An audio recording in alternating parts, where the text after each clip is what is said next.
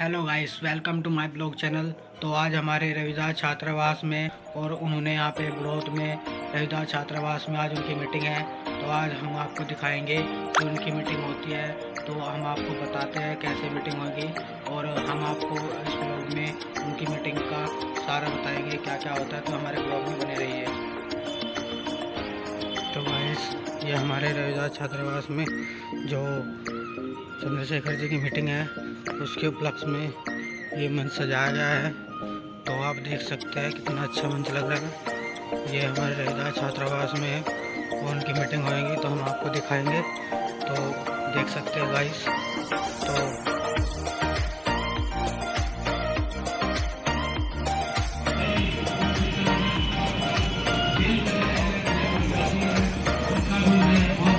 तो गाइस, जिसका हमें इंतज़ार था वे अभी ग्रोथ में आ चुके हैं और थोड़ी देर में ही हमारे छात्रावास में पधारने वाले हैं। तो गाइस, हमारे ब्लॉग पे बने रहे और हम आपको दिखाएंगे। थोड़ी देर में ही हमारे इसमें आने वाले हैं जो कि हम आपको दिखाएंगे हमारे छात्रावास में। मीडिया प्रभारी हैं आज़ाद समाज पार्टी बिजवाड़ा वाले आज़ाद समाज पार्टी को देख रहे हैं। अभी उनका भी यहाँ बहुत बहुत स्वागत, खैर मकदम। अभी हमारे बीच में हमारे सम्मानित भाई राजपाल लोहारी जी मौजूद हैं। आज संयोजक हैं वो भीम आर्मी के, उनका भी यहाँ बहुत बहुत स्वागत, खैर मकदम। भाई अजय बंदा वाले हैं।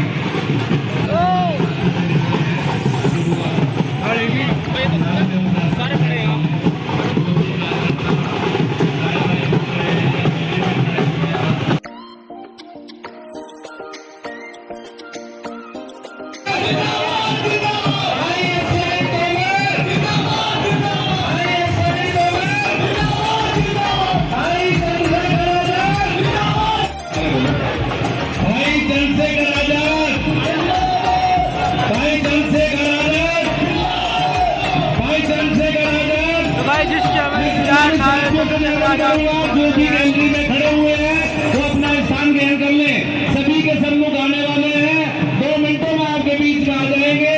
आपसे निवेदन है कि धैर्य बनाए रखें। मेरा साथियों से निवेदन है जो भी हमारे कार्यकर्ता के पूरी जोश के साथ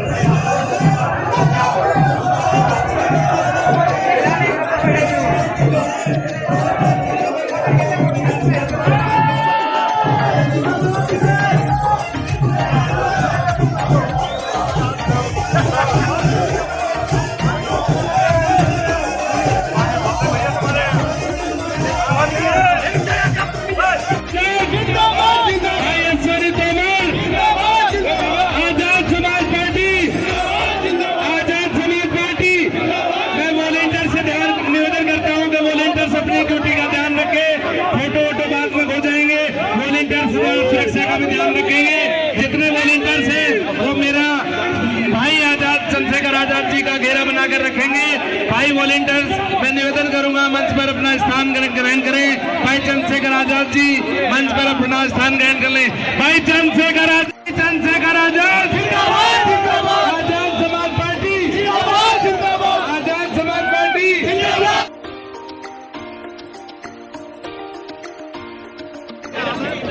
देश के संविधान रचयिता बाबा साहब डॉक्टर भीमराव अम्बेडकर, देश के पूर्व प्रधानमंत्री चौधरी चरण सिंह जी, चौधरी अजीत सिंह जी, मुलायम सिंह यादव जी, काशीराम जी, मैं सभी को आदर सम्मान।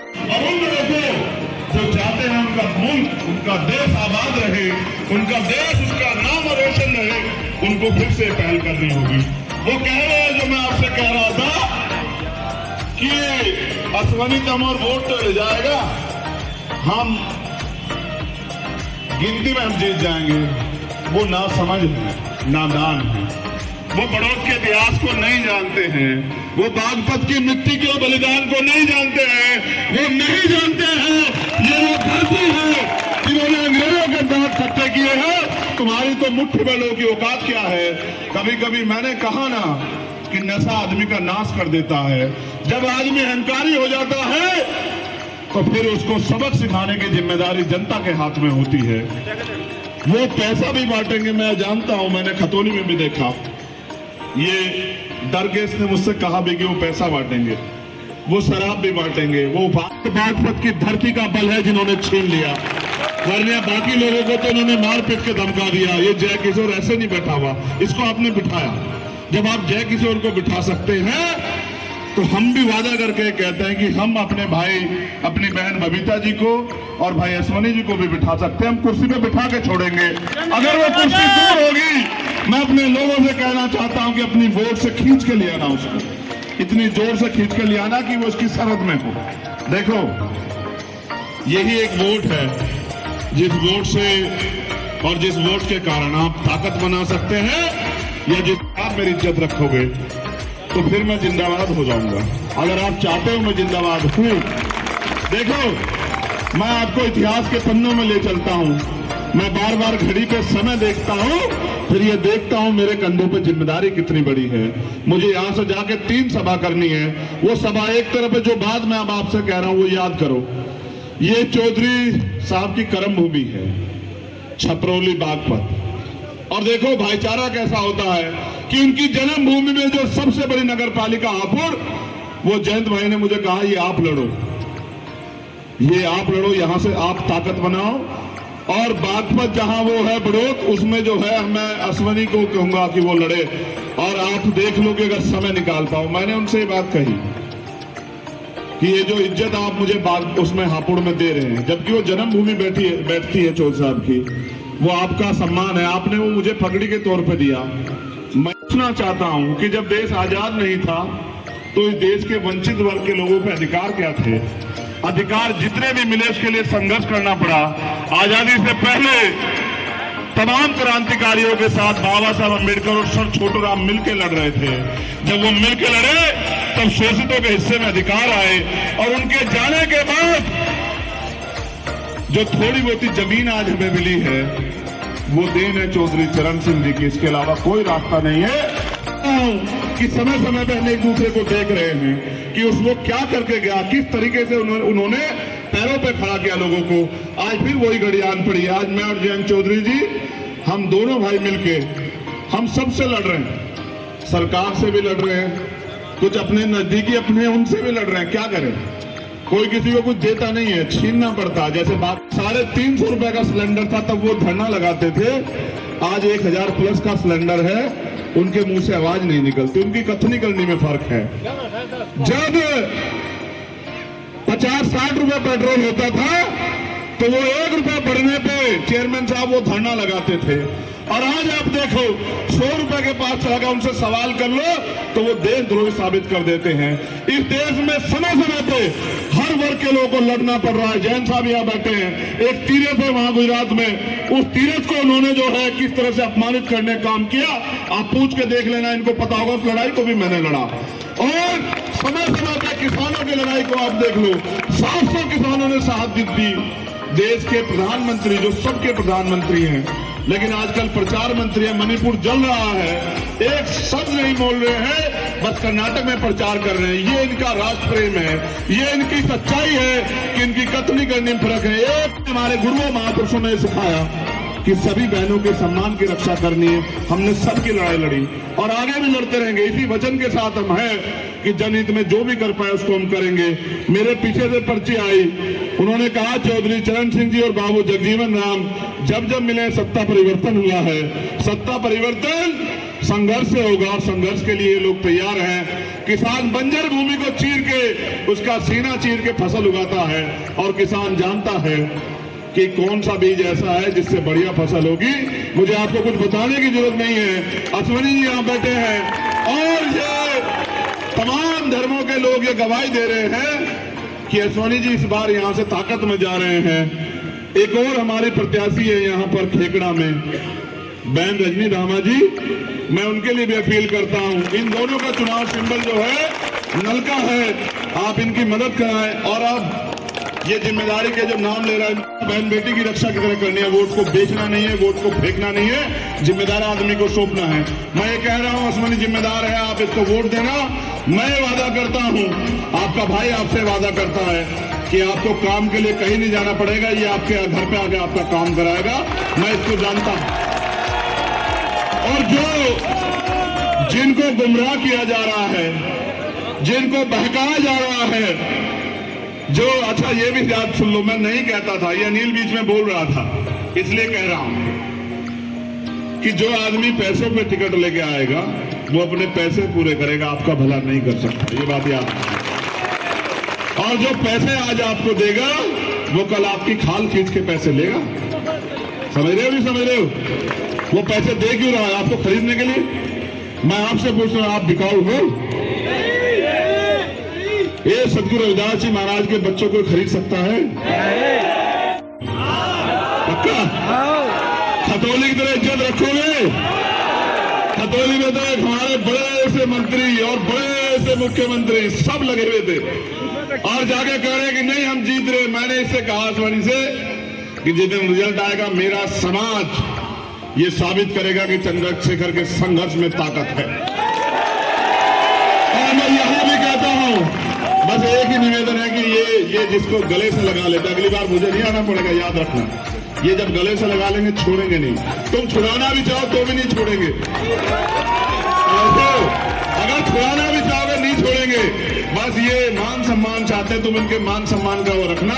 ये तो किसान का मेरे लोग हैं, ये तो मेहनत मजदूरी अपनी करते हैं तब अपना पेट पालते हैं। मैं इनमें से एक हूं, मैं इनको जानता हूं। ये मान सम्मान के लिए लड़ते हैं, इनको और कुछ नहीं चाहिए।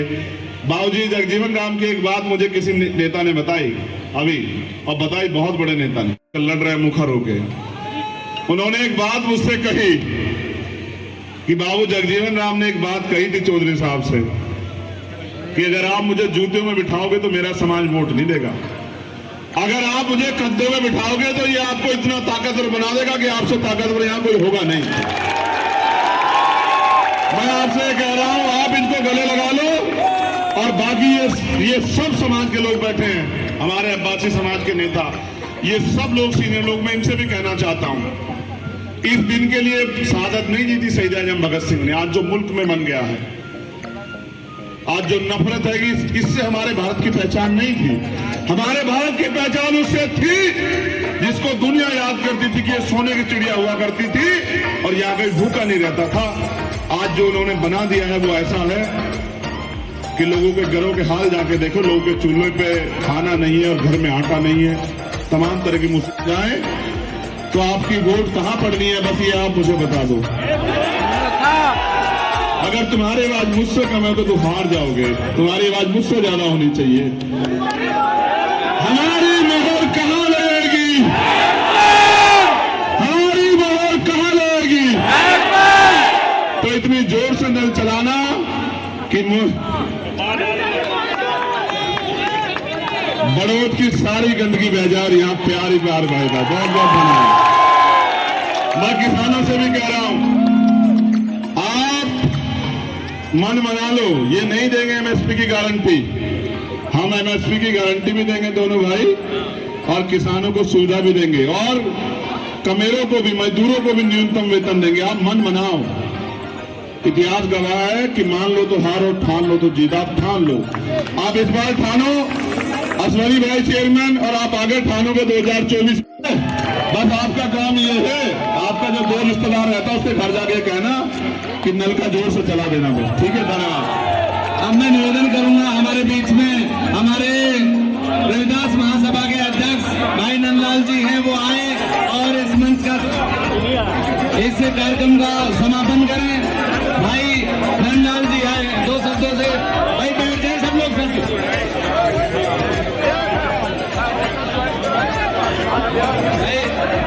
साथियों, सभी साथी आराम से अपना अपना स्थान घंटों को पहुंचेंगे और कार्यक्रम का समापन अभी हमारे नंदलाल जी करने वाले हैं।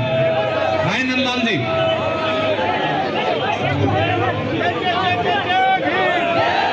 आज के इस कार्यक्रम का समापन करने पे मुझे बड़ी खुशी हो रही है। सभी का धन्यवाद। जो लोग आए मिले जो वॉलंटियर है व्यवस्था बनाने भाई,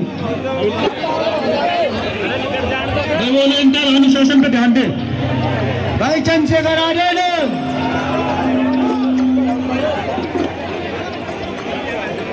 वॉलंटियर अनुशासन पे ध्यान दे। 20 वॉलंटियर है।